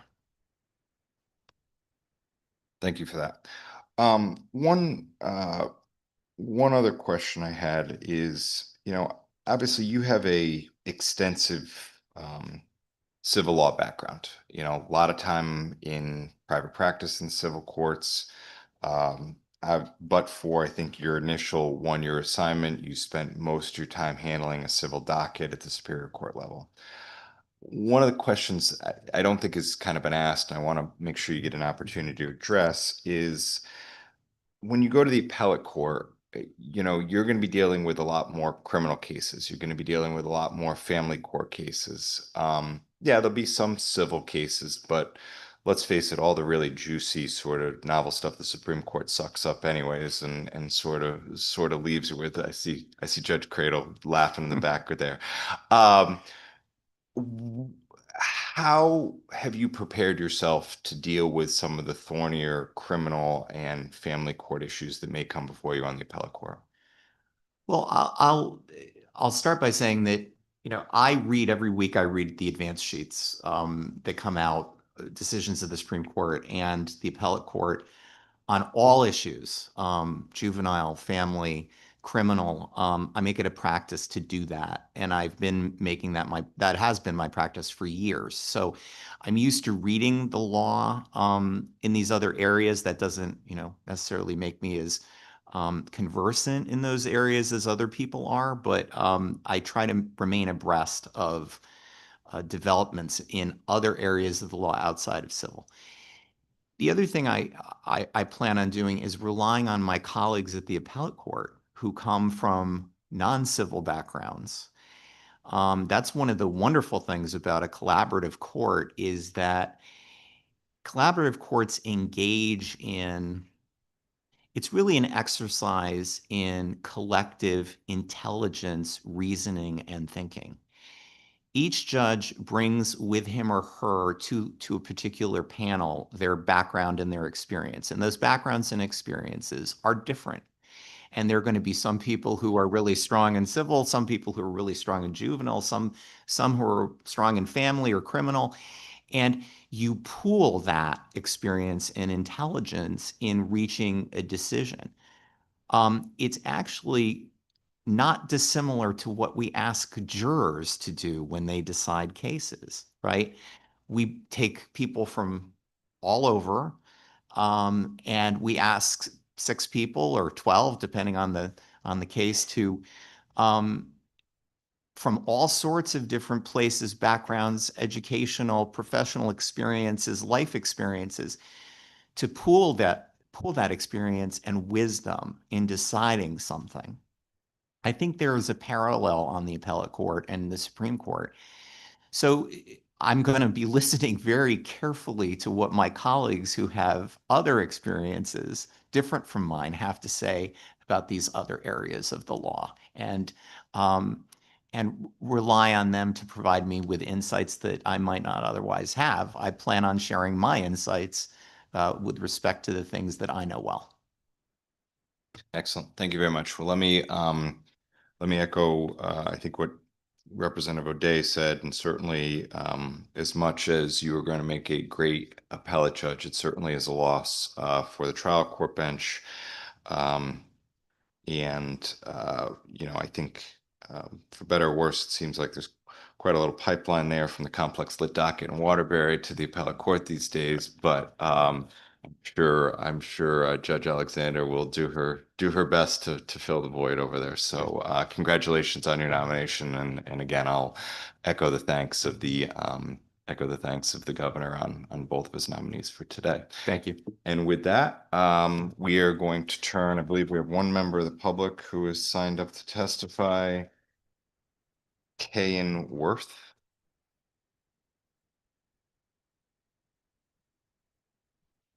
Yes. Go ahead, ma'am. You have 3 minutes. Thank you very much. Chairpersons, vice chairpersons, members of the committee, and Your Honor, my name is Kingworth. I am a self-represented pro se litigant and have been involved in litigation for more than 10 years. I appear before you to celebrate and rejoice, but also to share my direct experience with systemic bias, discrimination, bullying, intimidation, and barriers to access injustice within Connecticut judicial system. I raise concerns regarding judicial accountabilities, conflicts of interest, and the failure of existing mechanisms to meaningfully redress reported misconduct. I have submitted detailed written testimonies for the record, but I'd like to highlight several concerns here. First, I ask whether self-represented pro se litigants are being denied the statutory rights under CGS Section 52-351B, which constitutes an appealable post-judgment. I also ask whether defendants and their attorneys may coerce me to renegotiate and expand terms from the final judgment affirmed by the appellate court. I ask Ma'am, let me just, I need to know, are you testifying with respect to one of our particular nominees before us today? When I select, I did select other information because I had the privilege to appear before both of the honorable judges and justice, and my testimony is not directly associated with either Justice Credo or Honorable Judge Pierce. Okay. All right. Thank you. My testimony has great deal to do with the overall our judicial system when it comes to the court system in terms of honorable judges dealing with the All right, ma'am, we just sort of under our rules, we have your written testimony, and certainly the members can take a look at that at their leisure as we go into the next regular session. But under our rules, particularly on an interim appointment basis, if your testimony is not directed at the qualifications of one of the nominees before us, then I can't just take general testimony on the system today. But so what if I change to agree so that I could just very quickly read through my testimony? I believe that I've heard so many nomination hearings, and a lot of honorable judges, they all testify. They have such a compassion when it comes to Senator Winfield's got a quick question for you. Ma'am, I recognize how important it is in general, but particularly to you, to be able to discuss the things that you want to talk about. But I think Representative Staffstrom is correct. So what I would say to you is, You have the contact information for the committee. If you reach out to the clerk of the committee, I will respond to you and have a conversation about the concerns that you have.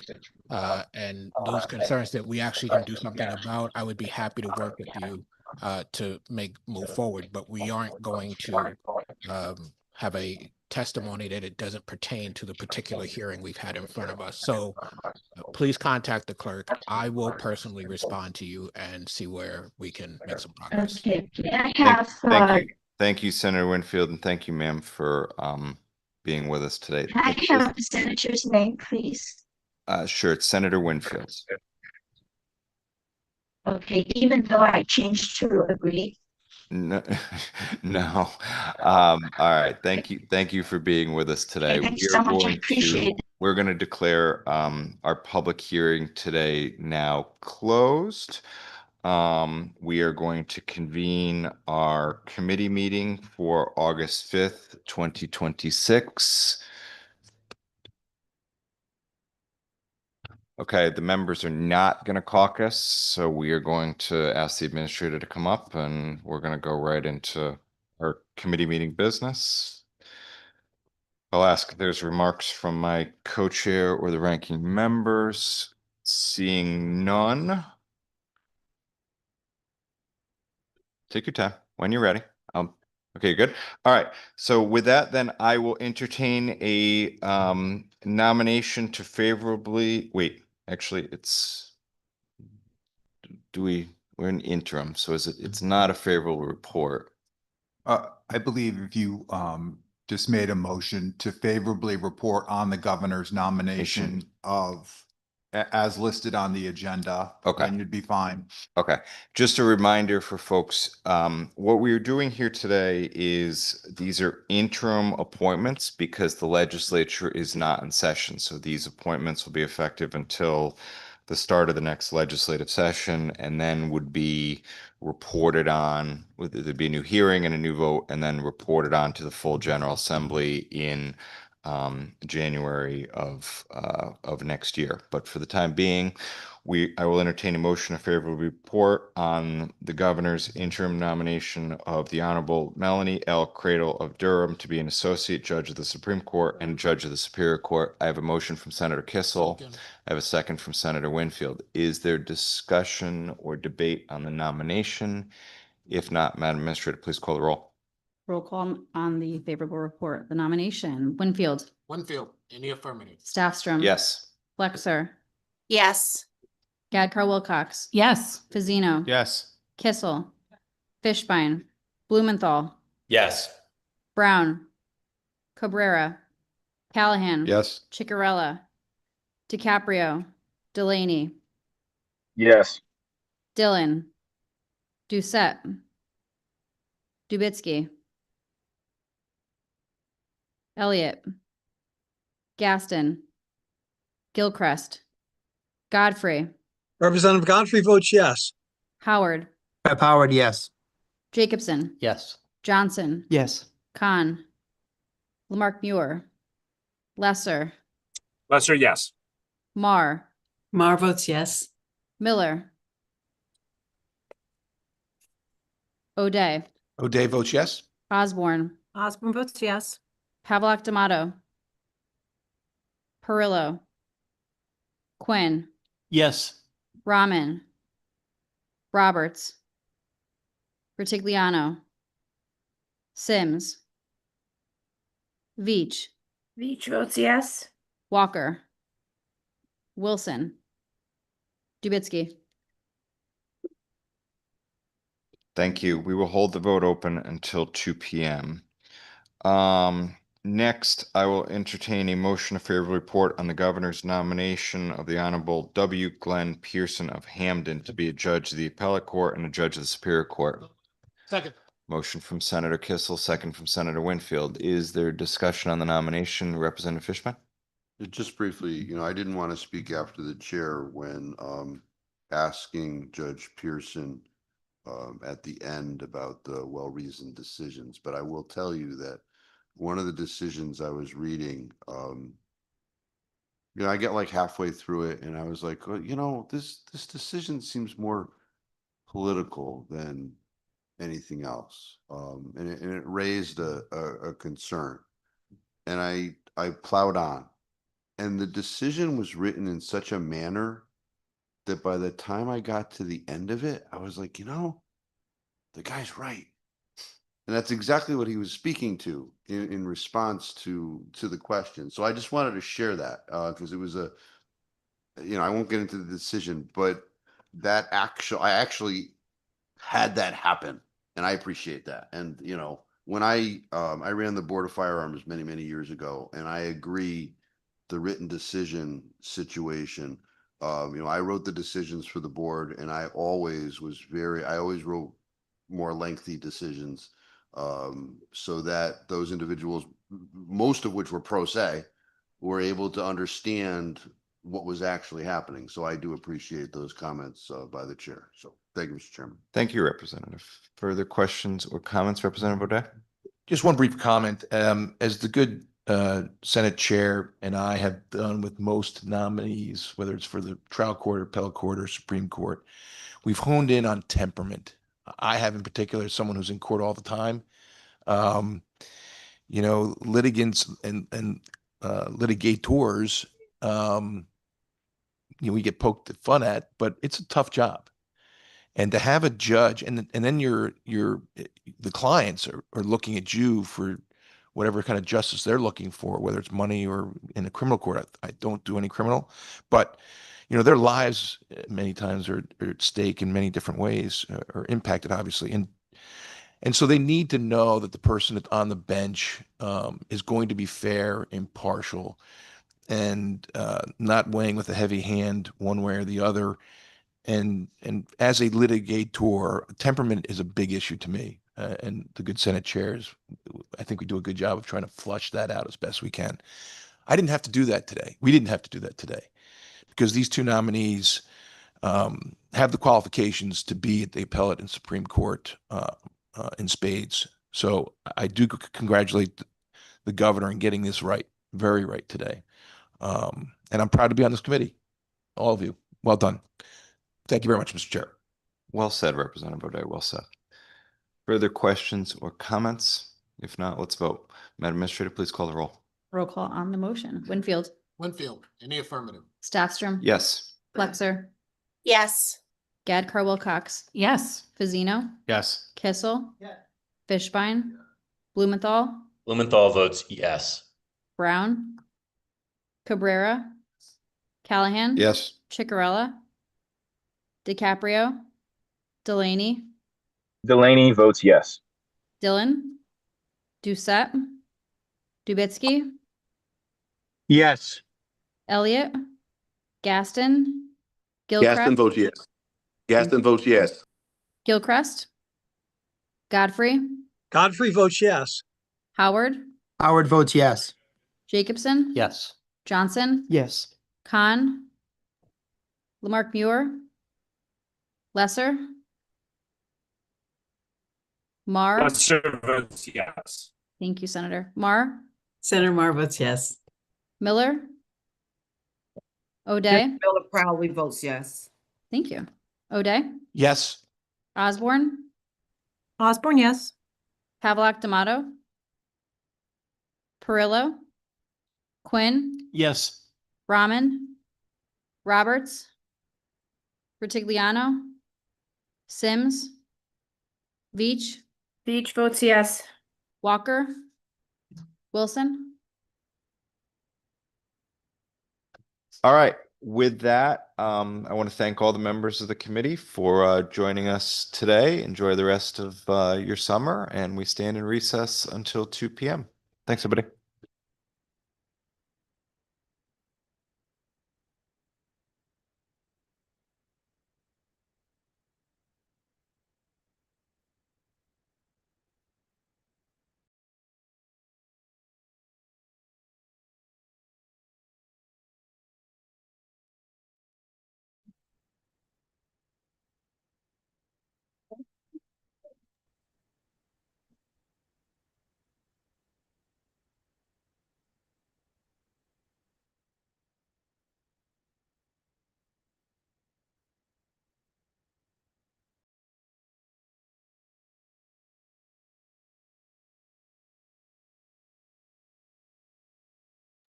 Senator, can you hear me okay or no?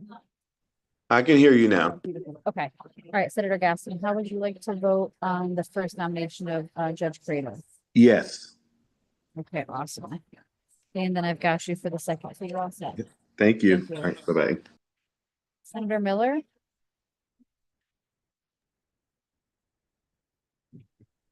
Yes, hello. How are you? For Judge good, how are Credo, how you? would you like to vote? I proudly vote yes. Thank you so much, Senator. Good to see you.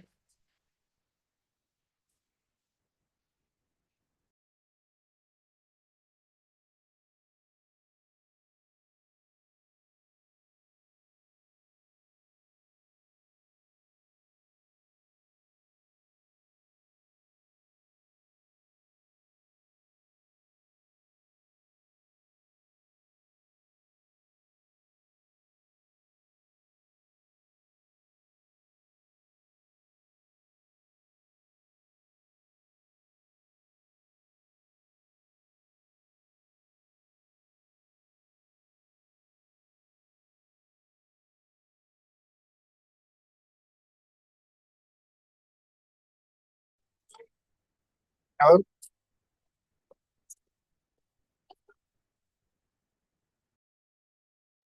Senator, can you hear me okay? Yep. There we go. Perfect. For Judge Credo, how would you like to vote? Yes. Okay, and then for Judge Pearson. Yes.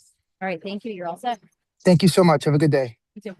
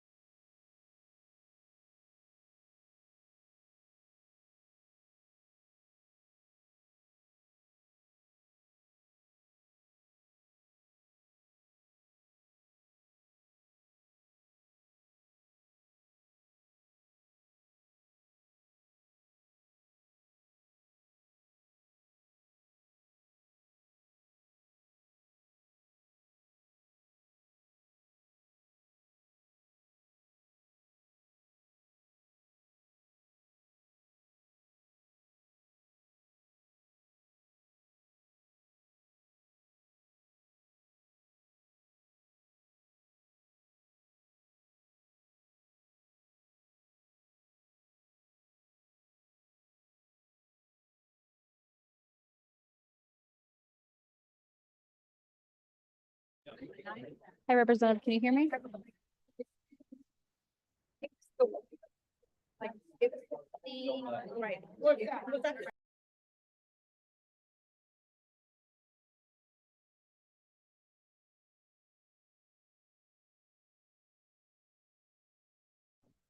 Can you hear me? Yep, I can hear you now. Okay, so now I just have to try to put my camera on, right? We're gonna get there. I know it. I have faith. Okay, hold on. I just saw it. All right. Perfect. All right. All right, so I'll be real quick. So for Judge Cradle, how would you like to vote? Yes, And for Judge Pearson, how would you like to vote? yes. Okay, that's it. Thank you so much. Okay, have a good one. You too. Take care. Bye.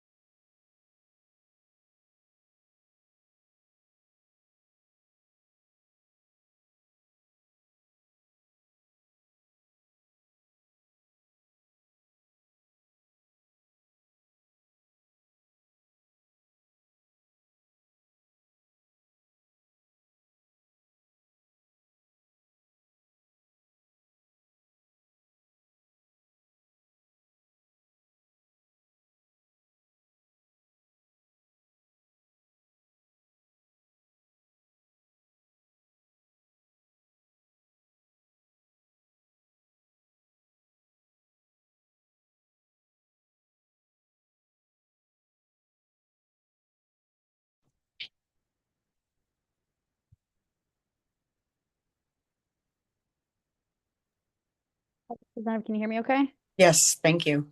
Sorry. Okay, for Judge Cradle, how would you like to vote? Yes, Okay, and then for Judge Pearson? yes. All right, you're all set. Thank you so much. Thank you.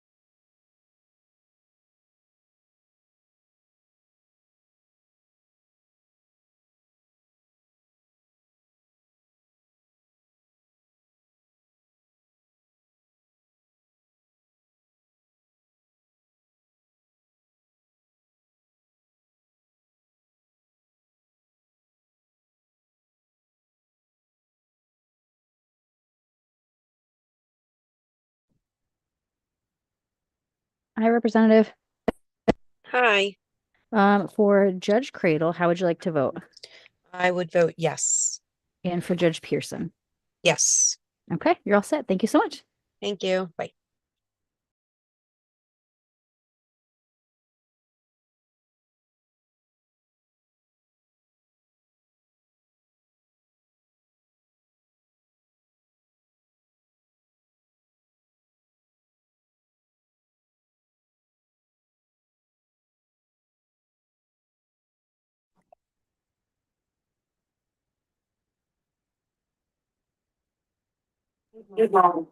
Hi, Representative. Hi, Kirsten. For Judge Cradle, how would you like to vote? Yes. And for Judge Pearson? Yes. All right, you're all set. Thank you. Thank you, Kirsten.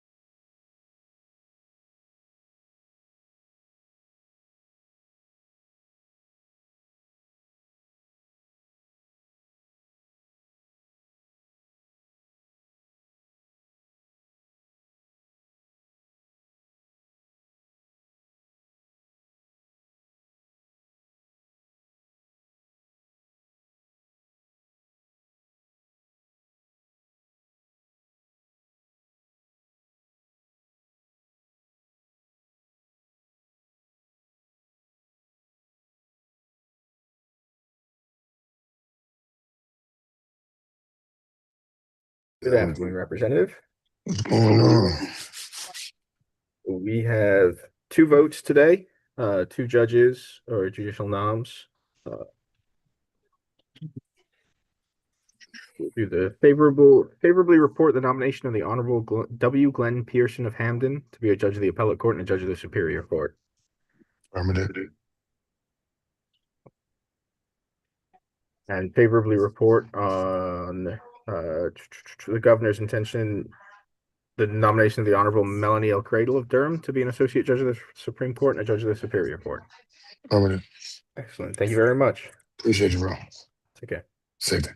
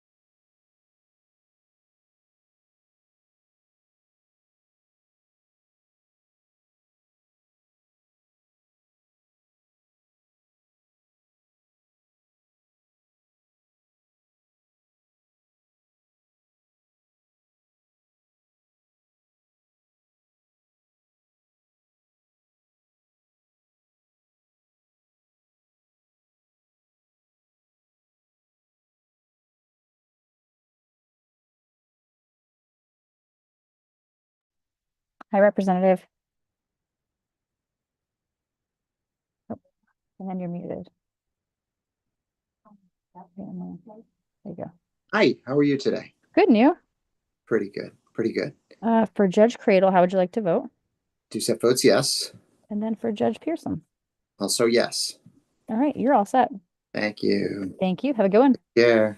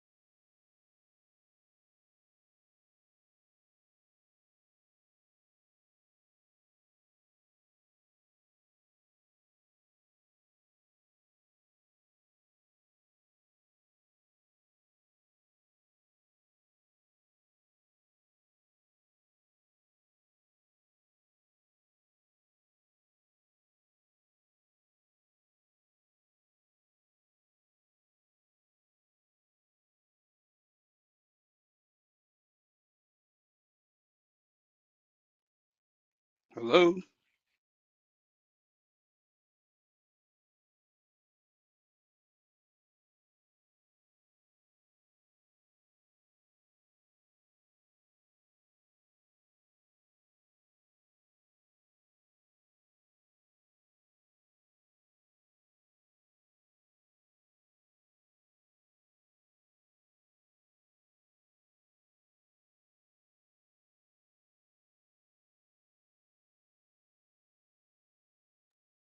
Good afternoon, Representative.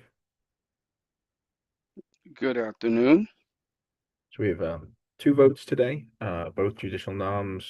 The first is favorably report the nomination of the Honorable W. Glenn Pearson of Hamden to be a judge of the appellate court and judge of the Superior Court. Uh,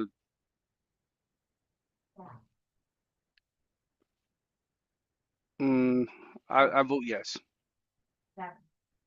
And then the second is a favorable report on the governor's nomination of the Honorable Melanie L. Cradle of Durham to be an associate judge of the Supreme Court and a judge of the Superior Court.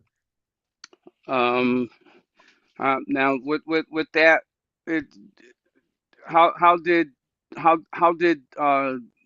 Senator Winfield vote on that? He voted in the affirmative. Okay, I'll do the same.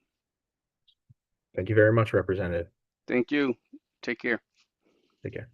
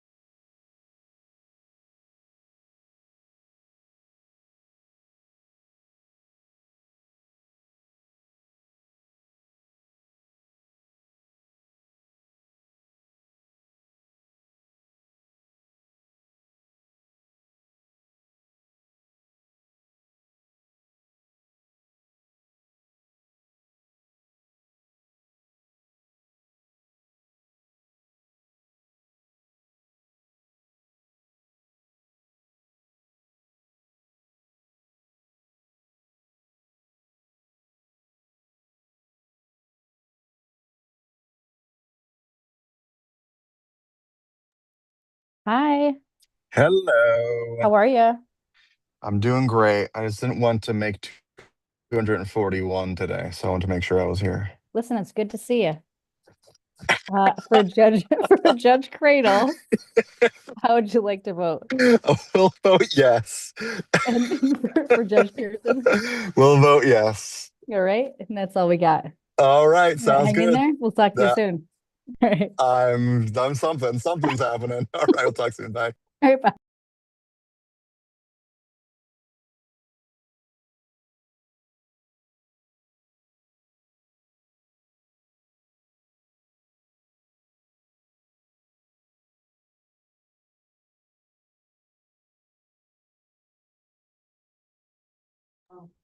Hi, Representative. Hello, how are you? Good, and yourself? I'm good. Happy summer. I know, okay, it's crazy. It's flying by. Um, for Judge Cradle, how would you like to vote? Yes. Okay, and for Judge Pearson? Yes. All right, you're all set. Thank you so much. Thank you. Take care. Hi, Representative Walker. Hi, how you doing? Good, and you? Oh, just wonder you having a wonderful summer? Yeah, yeah, it's going too fast. Yep. Okay. For Judge Cradle, how would you like to vote? Yes. And for Judge Pearson? Yes. All right, you're all set. Thank you, Jim. Have a good Take day. care. You too. Bye.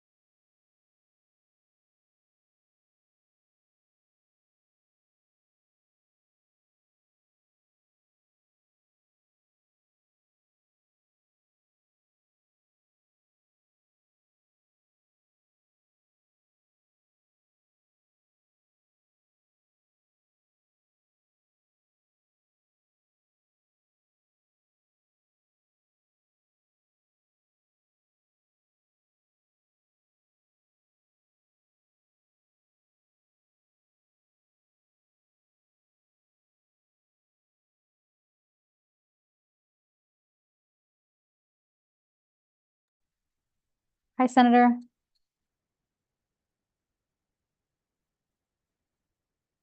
Can you hear me okay? Sorry. That's okay. How are you? Good, thank you. How would you like to vote for Judge Cradle? Yes. And then for Judge Pearson? Yes. All right, that's it. You're all set. Thank you so much. Thank Appreciate you. it.